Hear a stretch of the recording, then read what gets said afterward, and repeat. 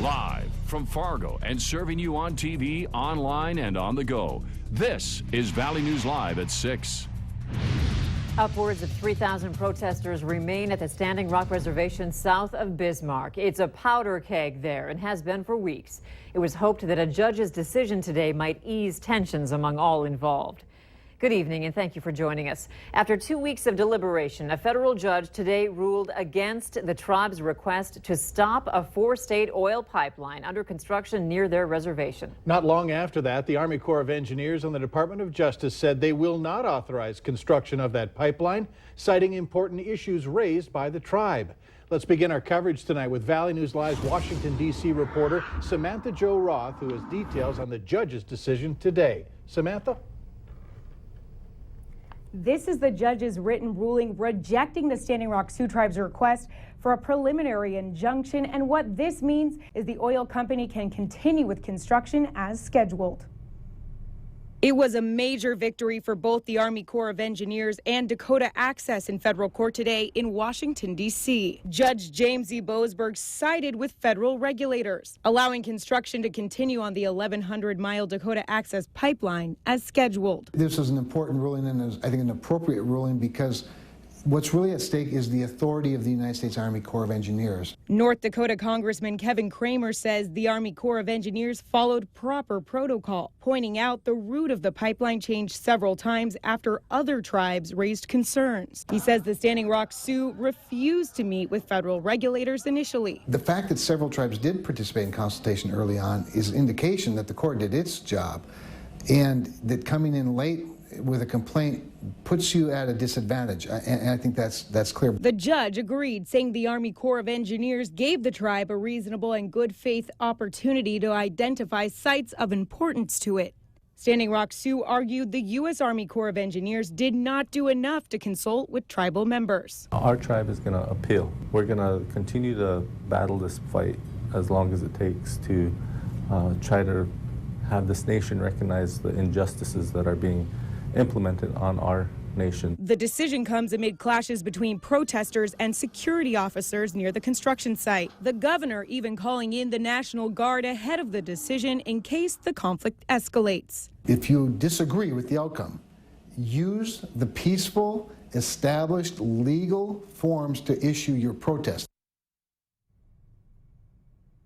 Well, this ruling isn't likely to settle this dispute. The Standing Rock Sioux Tribe says that they plan to appeal this decision. The judge has ordered a status conference for next week, which could open the door to some more discussion.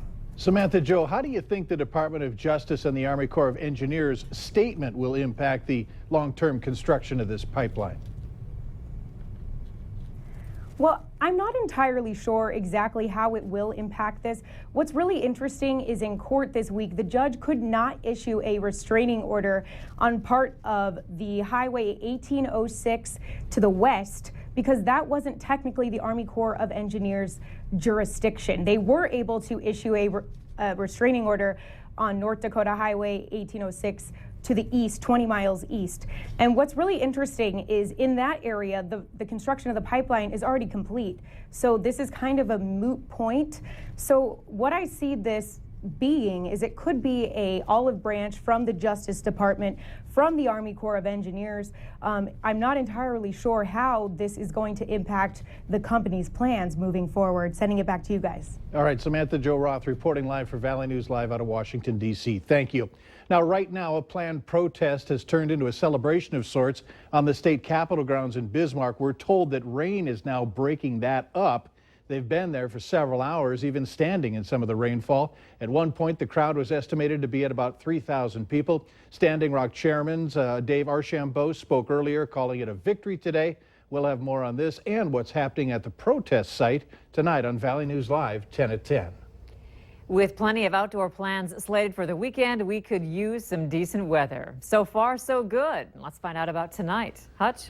Thanks so much, Andrea. As we look across the radar right now, things are quieting up north, but we do have some scattered thunder showers working their way southward through the region. Now in the FM area, we have a Clay County, shower making its way into Downer. A little bit of thunder with this one, a brief heavy shower that is moving into town right now. Also, the FM area is seeing some activity make its way in from the northwest. Sprinkles over us now, but we could see a heavier shower within a half hour or so.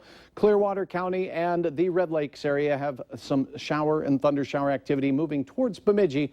A little over an hour before it's towards you. Lemoore County also seeing some showers. 60s this evening, clouds and sprinkles until just after sunset. Then things quiet down for the weekend, and I'll have that outlook here in a few moments. All right, thank you, Hutch. And remember, you can stay up to date on the weather conditions where you are anytime on your smartphone or tablet. Just download the Storm Team Weather app to get the latest weather conditions and even follow the radar live. Search VNL Weather in the App Store. I asked him, I said, why do I have all these accounts? I don't need 6 checking and savings accounts. You know, I said, I only work one job.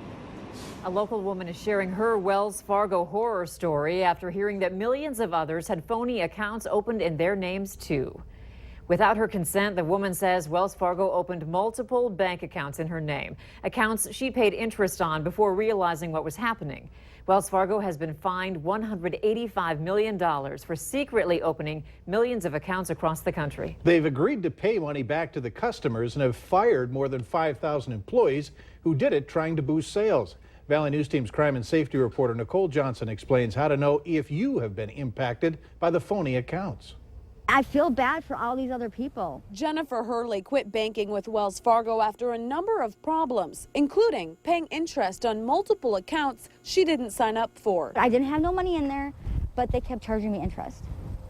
And then I started looking at the papers and I was like, you know what, I'm done with Wells Fargo. Her story is similar to others we've talked to. Around a dozen people have reached out to us saying they have fallen victim or are afraid they could have and want to know what to do. If you've been impacted by the fraudulent accounts, a Wells Fargo representative says you should have been refunded by now. The average person impacted got back $25, either by a letter with a check or a secure message through your online account. Problem is, the representative says scammers are trying to take advantage of the situation. We need you to update your account information. Kristen Sasmary got an email claiming to be from Wells Fargo, saying she had an unauthorized account accessed and they wanted her to download something. Is it confusing with all the things going on with Wells Fargo that you'd get this email right now? Yes, I was kind of concerned, especially after I saw the news.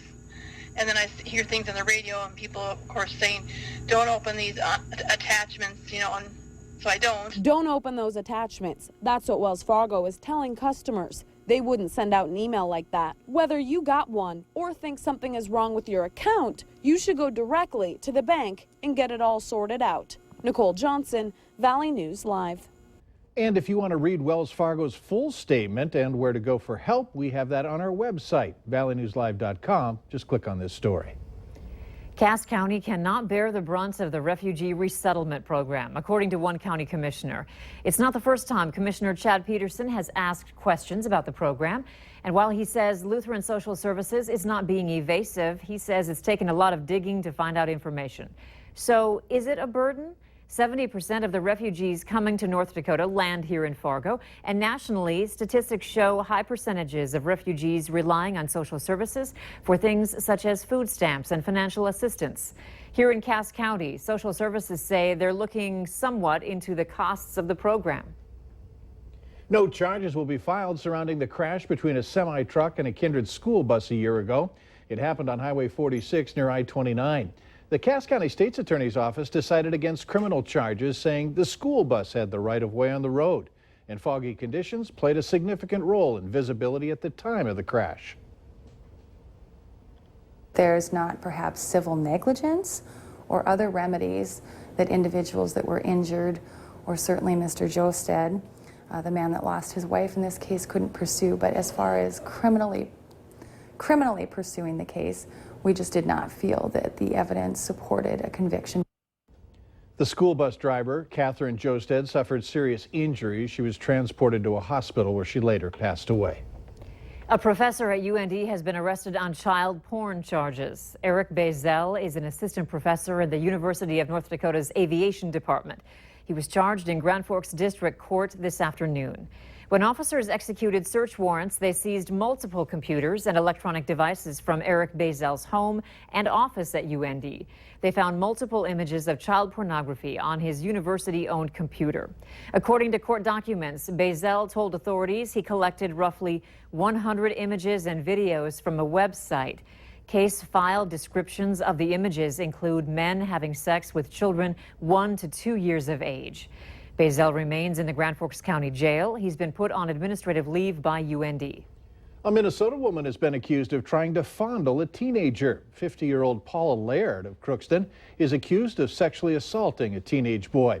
Investigators say that she tried to fondle the 17-year-old who was waiting in the lobby of his grandfather's apartment building in Crookston. Court documents say Laird tried to put her hands down the victim's pants. She could spend a year in jail if convicted of criminal sexual conduct. Downtown Grand Forks streets are alive with the start of this weekend's street fair. Later on Valley News Live at 6, what's on the agenda? And temperatures only reaching those lower 70s today. Gray skies and a few showers this evening. What does the weekend have in store? Your hour-by-hour forecast is straight ahead.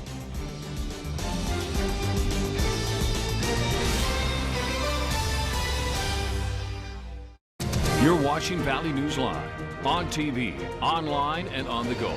Always on, wherever you are, whenever you need to know. Valley News Live.